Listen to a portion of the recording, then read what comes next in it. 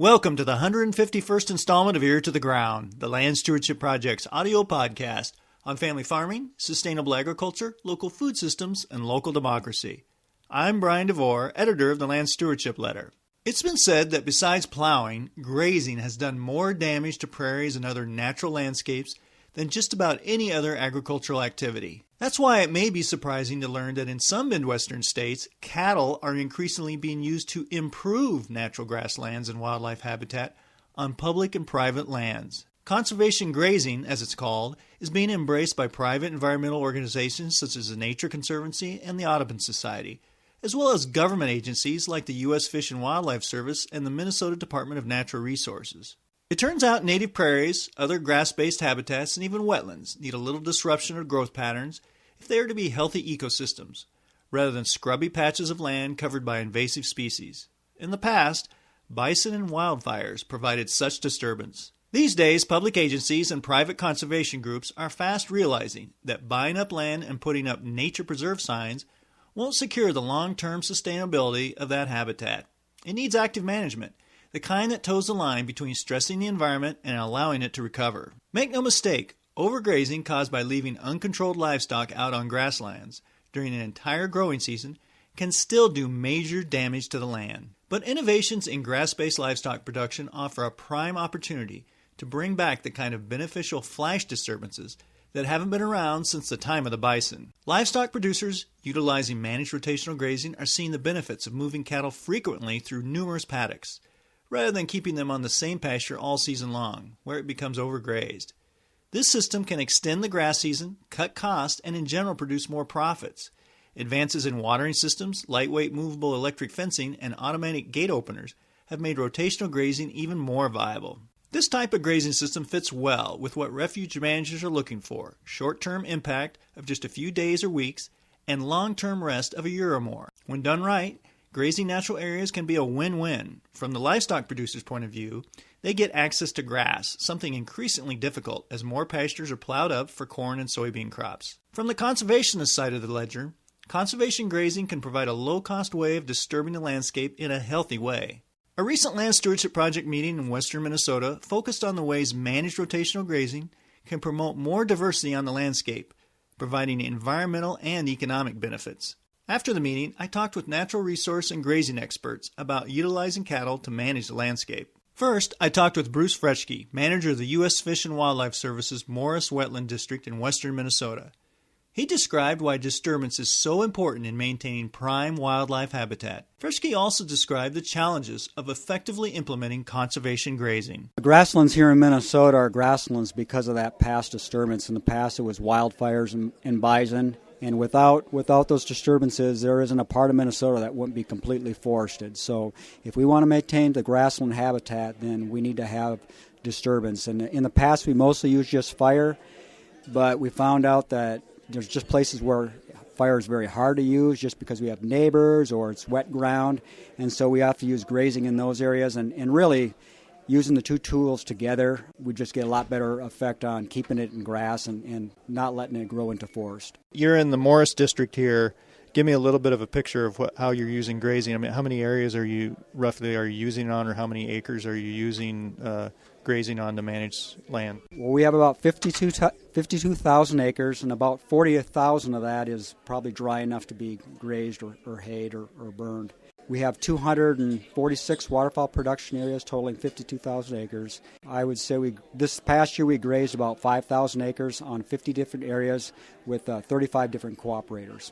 There's many different species of wildlife, and even an individual species of wildlife like ducks, they have different habitat needs, whether it's in migration or if there's young ducklings. Same with pheasants.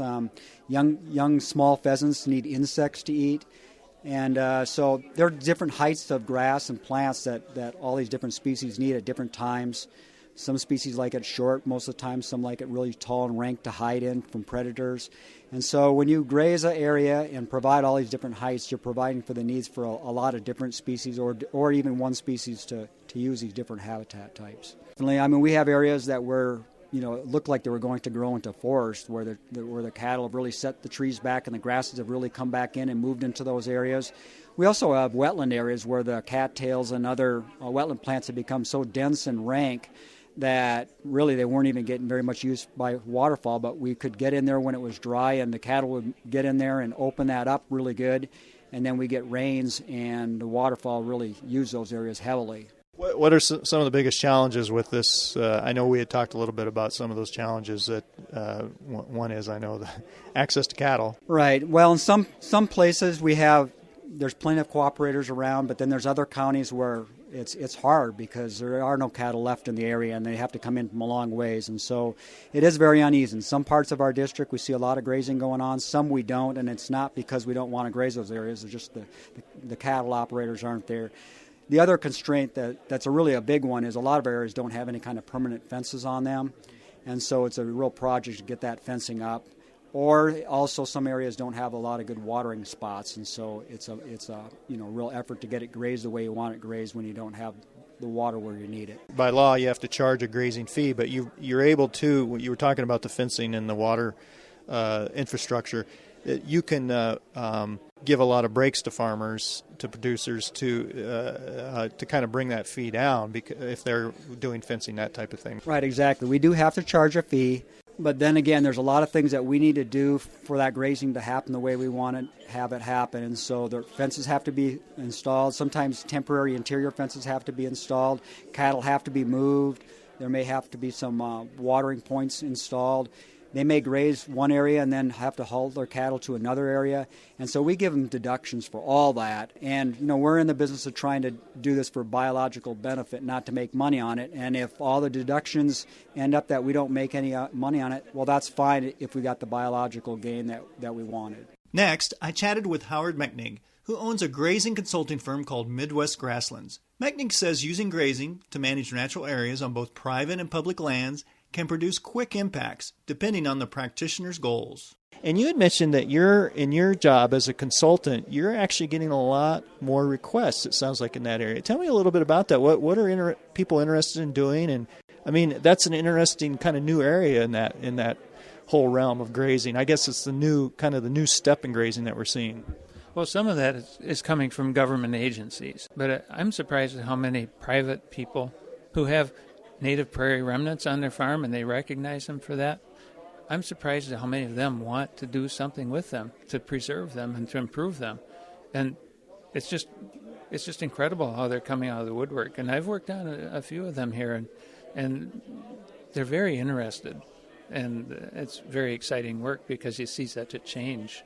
How would that grazing plan maybe be different than one you'd be setting up for somebody who's a dairy producer who just wants to get as much production as they can?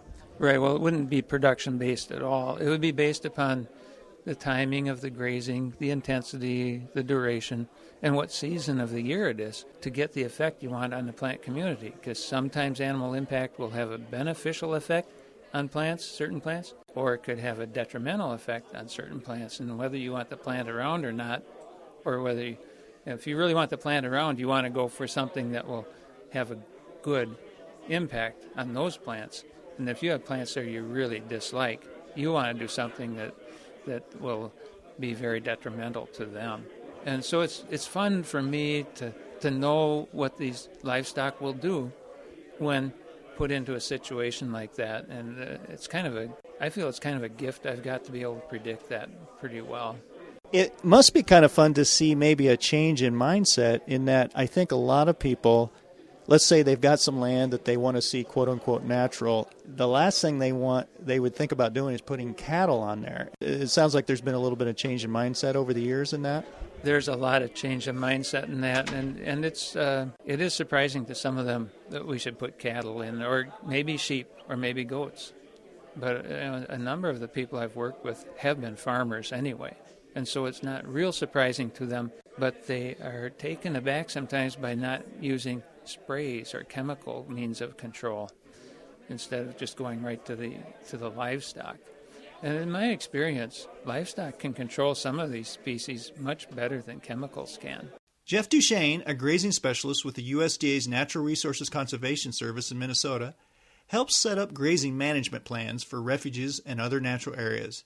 He says the key is to develop plans that strike a balance between a farmer's desire for low-cost forage and a natural resource manager's goal of protecting and improving the land's ecological health. One thing, you look at with managing, some of these public lands or wildlife lands or conservation lands, whatever you want to call them, is the land managers have their set of goals. And, for simplicity's sake, I'll lump those into two main categories. I would say they're usually looking at something with the plant community, improving that or maintaining that, or wildlife habitat. So those are their kind of main goals. Of course, from the livestock producer standpoint, their main goal is to economically produce livestock. And there can be some overlap there. With from the public land standpoint, they can use cattle to manage their grasslands, and that can provide feed for the livestock.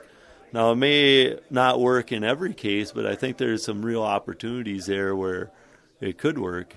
And so one of the things I've done is I've worked with these different public land agencies or conservation land agencies like the DNR or Fish and Wildlife Service, and help them look at what their goals are and identify what a livestock producer has to offer and try and mesh each one of their goals together into a plan that could benefit both the conservation land and also the livestock producer. That's why, I think a lot of communication in working on these types of grazing opportunities is key, where everyone kind of gets out what their objectives are and what their needs are, and so we can try and create a balance if possible. My background, I guess, is in ecology, and I'm really interested in kind of the natural history of this area, kind of western Minnesota and the prairie areas.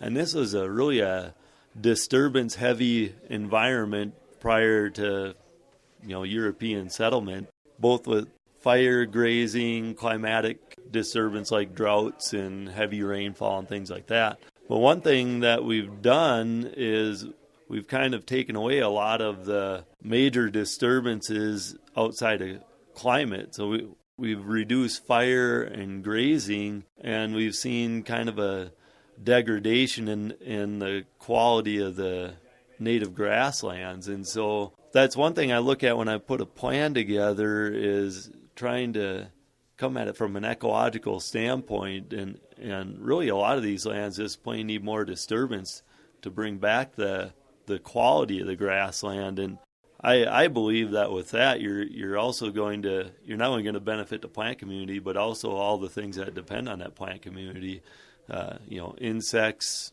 wildlife, the grassland birds, songbirds, ducks, pheasants, all those things are going to benefit with a healthier landscape and healthier plant community. Now, it's kind of easier said than done, especially when you're working with public land, because everybody has their own perception of how that land should be managed, and that's a huge challenge. But it's also a big opportunity. I think it's a challenge because in a lot of cases I don't think people fully realize the ecology of the area, but it's also a huge opportunity for education and why we do land management, whether it's fire or grazing. In some cases, maybe it's haying or brush control, all those things. And I think when we get questions like these about, well, why are you grazing or why are you burning, I think there's an excellent opportunity for education and say, okay, here's what we did here. Now let's come back in a year or two and have a look at that again. Then you can educate everybody, and I think it'll get a lot more general understanding with the public. And no matter what kind of management you do, there's always a trade-off. You're always benefiting. Let's take wildlife as an example. Whenever you burn, graze, or on the other side do nothing and leave it idle, you're always benefiting a certain set of species at the expense of others. And we have a pretty good handle on what, say, like a grassland, the various species of grassland birds like. I mean, there's some that like extremely overgrazed areas. There's some that like undisturbed rank vegetation. And there's a lot that like something in between that, from lightly grazed to moderately grazed. And there's some species that like a all three of those things across their life cycle. And so I think diversity in the landscape is key as well.